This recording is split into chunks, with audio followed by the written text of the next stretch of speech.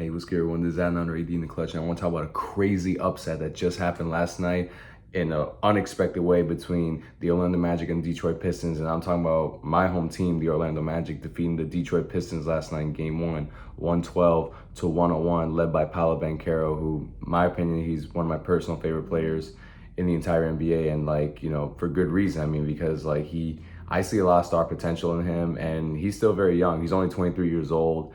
And even though people are talking down on him, whatever, but something about him, I feel connected to in terms of I feel like this guy, he has the potential of being a major superstar, especially for a team like Orlando, who's been needing that ever since Dwight Howard left. So I really believe in him, and moments like this, prove right, as he led the team in scoring with 23 points, had 9 rebounds, 4 assists while shooting 53% for the field and having 3 turnovers.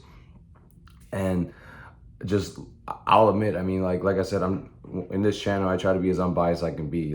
Yes, I'm personally happy Orlando won, but especially with Detroit being the #1 seed and Cade Cunningham back from his lung injury and everything like that, I was like, oh, I mean, this should be easy sweep, especially with Orlando. They just had a horrible, very adventurous, play-in tournament, especially with the 76ers, how they were destroyed.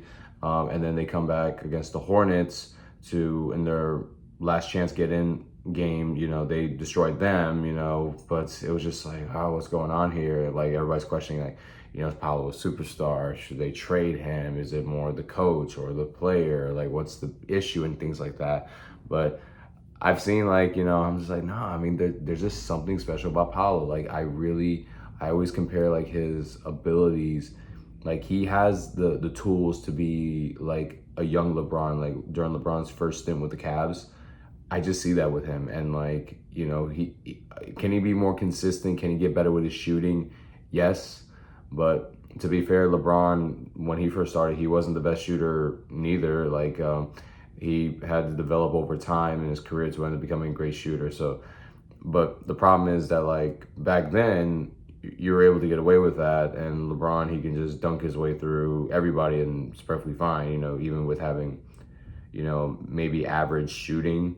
But now in today's game, you have to, from the get-go, be a great shooter. So Paulo, he has all the framework and tools and mindset to get there, but maybe he's a little bit too late in that timeline, because now the game is slightly different. So hopefully he can adjust on that part. But anyway, I don't want to talk all about Paolo Banchero here. I mean, I want to talk about the game and the team overall, just what's happening here.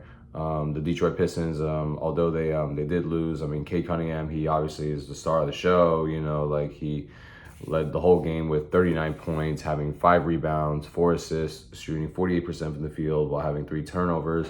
And looking at Cade, I mean, he's, I would see a legit case for him. I would not be mad or upset at all if he would win MVP or anything like that, because he's a great candidate, just as much as Victor Wembanyama, just as Shai Gilgeous-Alexander, Cade Cunningham. I mean, he has that, or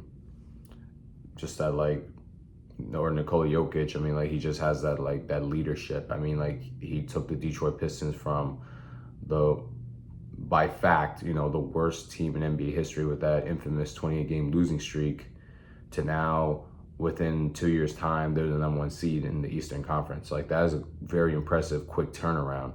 That just goes to show how much of a generational talent he is, and how he can turn around a horrible situation. I'm impressed by him, and I got nothing but respect for Cade Cunningham, and especially him coming back from that collapsed lung injury. I mean, he has a lot of heart to do this, because maybe he could have just maybe leave it up to the rest of the guys, focus on next season so he can be as healthy as possible. But to me, I respect that a lot, just him trying to come back from what could be a scary injury, to be able to just first chance he gets, go out and play again. I love that. I have nothing but respect for Cade Cunningham, and I genuinely believe if the media does everything fair, I believe he should and will win an MVP at least once during his career. In my opinion, I really hope so. But with that being said, I mean, talking about the game though, just Orlando, I mean, like I said, I still think Detroit's gonna win the series. personally, it's only game one, so I'm not gonna overreact or anything like that. I'm looking at this like just wow. I mean, like they caught everyone, including myself, off guard. I mean, maybe they could get one game in where like it's really close, but like it's no. I mean, they actually beat the Detroit Pistons by double digits, and a statistic that really got to me that was like, whoa, I was not expecting this was Detroit Pistons. They had 19 more free throws overall compared to Orlando Magic, yet they still lost by 11 points. Maybe if they lost by like between 2 to 5 points, okay, it's a close game, whatnot, okay, just they just had an off night, whatever. But to have nearly 20 more free throws compared to your opponents and still lose by double digits, I mean, that's a little like, ooh, I mean, that's a legit win, honestly. Like Detroit had everything in their favor, and by the refs and like getting all the foul calls and everything like that, but yet they still lost pretty badly, which is like, that could be a concern. Maybe this could be a more competitive series than we thought. Initially, I would think like this series would be like 5 games, like Detroit wins 4 of them, Orlando maybe gets 1 in. But, if this builds up, I could see this maybe going to maybe 6 games, or yeah, I would say I could see maybe like 4-2 Detroit now after this performance, because like, I think they're going to turn it around. I mean, like, because like Tobias Harris, he did pretty decent as well. Like Cade Cunningham, I mean, he was obviously he's going to be himself and just lead Detroit to greatness and things like that. So I'm not too worried for Detroit. I mean, Orlando, this is great. There's a good momentum swing in a matter of days, going from like the 76ers game where everybody was clowning them, saying how terrible they are, especially how Paolo's a fraud and things like that, to now like, they have this momentum, they have this energy shift, and like, I don't know what it is.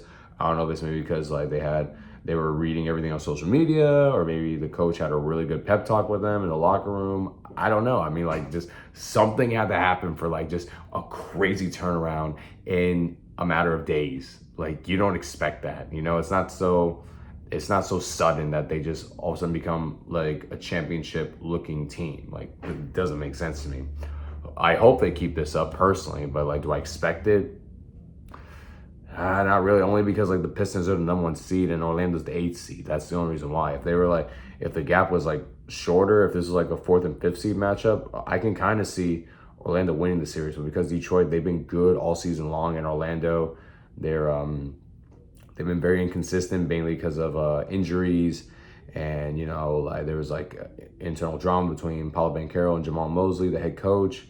Like, that's why I'm like, I'm not too sold on them yet, because yes, they're getting hot at the right time, but can they sustain it? That's the thing.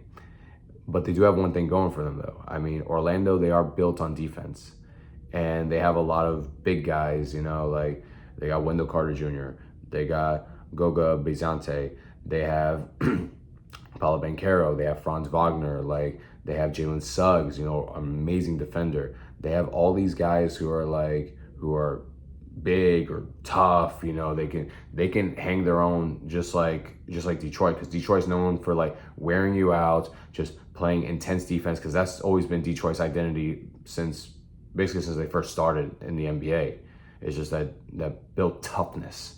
Orlando, they're trying to build that culture themselves, and they've been doing that these past few years, and now it's being on national display.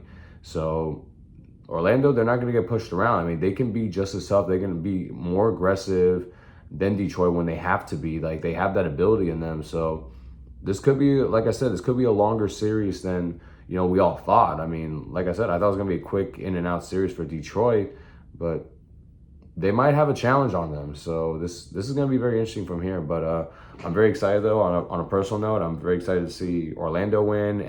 Anytime there's a Florida team in the playoffs, I'm very happy and content on that. Whether it's Orlando or Miami, I'm good either or. Obviously, I prefer both in there, but, one will do. But anyway, let me know what you guys think down in the comment section down below. Pistons fans, how you guys feel? Do you think it was just a fluke? maybe they'll turn it around very quickly. I personally do. I think, you know, the Pistons will eventually turn around and figure things out. Or Orlando fans, how you guys feel about this game? Can you guys like build on this momentum? You feel excited? Let me know what you guys think down in the comment section down below. And while you're at it, please like and subscribe to this channel. I certainly would appreciate every single last one of y'all. God bless and talk soon.